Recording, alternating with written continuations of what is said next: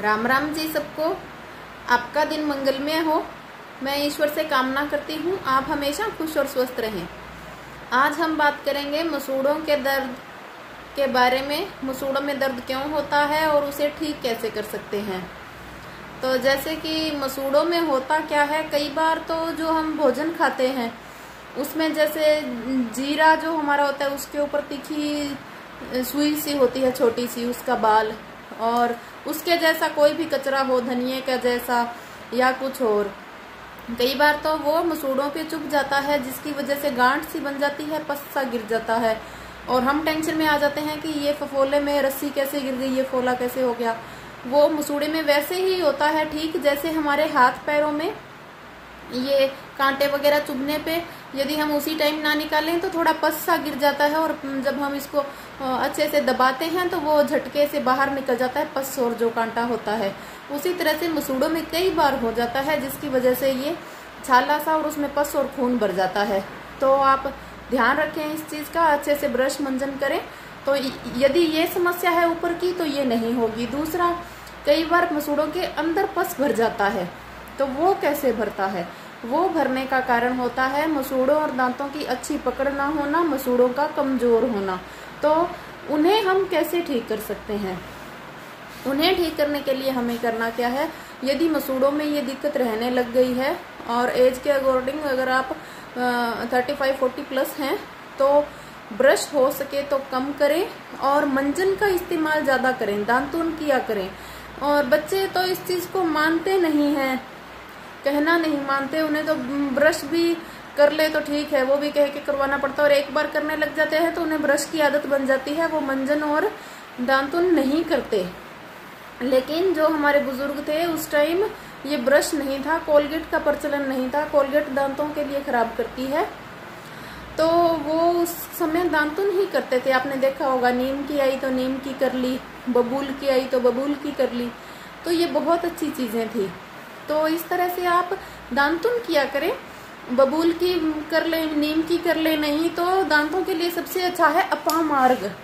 अब आम भाषा में हम उसे पुटकांटा बोलते हैं, वैसे आप सर्च नाम से कर सकते हैं तो आपको पौधे का पता चल जाएगा कौन सा है। आम खास सूखी जगह में, खेतों में जहाँ पर बुआई नहीं हुई होती वहां पर आराम से मिल जाता है। हमें वो लेना है, उसके कांटों को अलग कर देना है काट के, उसकी टहनी और जड़ दोनों अच्छे तरह से धो के उसे चबाइए, उससे दांतुन कीजिए तो आप एक अलग ही रिजल्ट देखेंगे। इसका इतना अच्छा रिजल्ट है कि आपके जो दांत और मसूड़े हैं इतने मजबूत करेगा, हिले हुए दांतों को 15 दिन के अंदर हिलना बंद कर देगा। कंटिन्यू दोनों टाइम करके देखना, बहुत ही अच्छा है।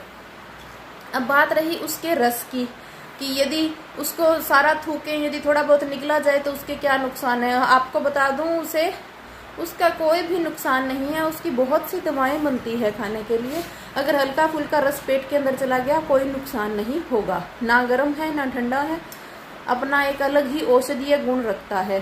दूसरा, आप क्या करें, साथ में ही मुख के छालों का भी हल्का सा बता रही हूँ। किसी को यदि मुख के छाले हैं ठीक नहीं हो रहे, शहद लगा के आप मुंह खोल के राले बाहर डालें, उससे ठीक नहीं हो रहा, तो बबूल के पत्ते कच्चे कच्चे 1-2 चम्मच लेके धो के मुंह में रख के चबाइए, उनको अच्छे से पूरे मुंह में घुमा के चबाइए और फिर उसको थूक दीजिए। 2 बार करेंगे, छाले सही हो जाएंगे। नहीं हो रहे, दही का पानी लगाइए, उससे सही हो जाएंगे। और बाकी छाले लीवर की गर्मी की वजह से होते हैं तो गूंद कतीला भिगो के, गर्मी है उसकी स्कंजी पिए, उससे 2-3 दिन में बिल्कुल आराम आ जाएगा। और सुबह सुबह ताज़ा छाछ पीजिए, काला नमक, काला जीरा, काली मिर्च ये डाल के, तो उससे भी आराम आ जाएगा।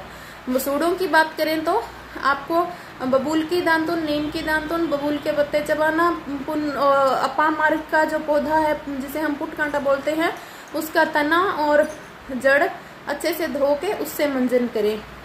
अब कुछ लोगों का मुझे शिकायत आई कि आप अच्छे से बागड़ी बोल सकते हो, बागड़ी समाज से बिलोंग करते हो तो बागड़ी में वीडियो बनाया करो।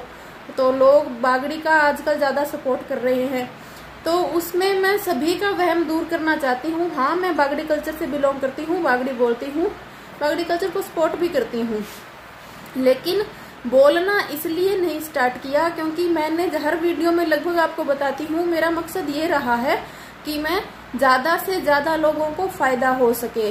अब कुछ लोग जो घरों में पंजाबी बोलते हैं, बहुत से अपने एरिया में तो फिर भी समझ आती है, यदि साइड में जाएं तो कुछ लोगों को बागड़ी बिल्कुल समझ नहीं आती, तो उनको नहीं फ़ायदा होगा। जो बाज़ार में रहते हैं लोग, जो ज़्यादा हिंदी समझते हैं, बागड़ी की समझ नहीं आती, तो उनको समझ नहीं आएगी, उनको फ़ायदा नहीं हुआ। हिंदी ऐसी राष्ट्रीय भाषा है जो लगभग को समझ आ जाती है, इसलिए अपने वीडियो में मैंने बागड़ी को चुना। अब बताती हूँ मसूड़ों के लिए और उपाय, इसके अलावा आप क्या कर सकते हैं। आपको करना क्या है, सफ़ेद फिटकड़ी लेनी है, नमक लेना है, दोनों को तवे पे फुल्ला बना लेना है, इनका पानी जला लेना है, अलग अलग बनाना है, अलग अलग पीसना है। उसके बाद 1 ग्राम नमक का फुल्ला, 2 ग्राम फिटकड़ी का फुल्ला, दोनों के पाउडर को मिला के मसूड़ों पे मसाज करनी है। मसाज करके मुंह को खुला छोड़ के रालें बाहर डालिए। उसके बाद करने के बाद ये आपको सादे पानी में फिटकड़ी घोलनी है थोड़ी सी, और उस फिटकड़ी के पानी से कुरले करने हैं, पूरे मुंह में अच्छी तरह से उस पानी को जाने दीजिए। करते रहिए, पहले दिन से आराम मिलेगा, हफ्ते के अंदर बिल्कुल ठीक हो जाएंगे। और मसूड़ों की मजबूती के लिए बहुत पुराना नुस्खा है और बहुत बार आजमाया हुआ है। नमक और सरसों का तेल शाम को मंजन सा करके फिर कुल्ला करके सोएं। एक और नई चीज बताती हूँ आपको, बहुत बार आजमाई हुई है और बहुत लोग मेरे साथ आजमा के आज भी आजमा रहे हैं और बहुत अच्छे रिजल्ट हैं। बहुत हल्का सस्ता नुस्खा, छाछ जो होती है, चाहे तो 12 घंटे पुरानी हो, ज्यादा पुरानी ना ले। वैसे गर्मियों में तो पुरानी की जरूरत नहीं है, सर्दियों में आप 1 दिन की पुरानी ले सकते हैं। ज्यादा पुरानी से बहुत खट्टी होने की वजह से होंठ फट जाते हैं। ज्यादा खट्टी नहीं लेनी, ज्यादा खट्टी केवल नहाने और सिर धोने के काम में लें। मुंह में आप ताजा छाछ ले, नहीं तो सर्दियों में चाहे 1 दिन पुरानी हो तो भी दिक्कत नहीं है। मुंह में कुल्ला भर के अच्छी तरह उंगली से आप चारों तरफ दांतों और मसूड़ों के उस छाछ की मसाज कीजिए, उस पानी को थूक दीजिए, छाछ को थूक दीजिए।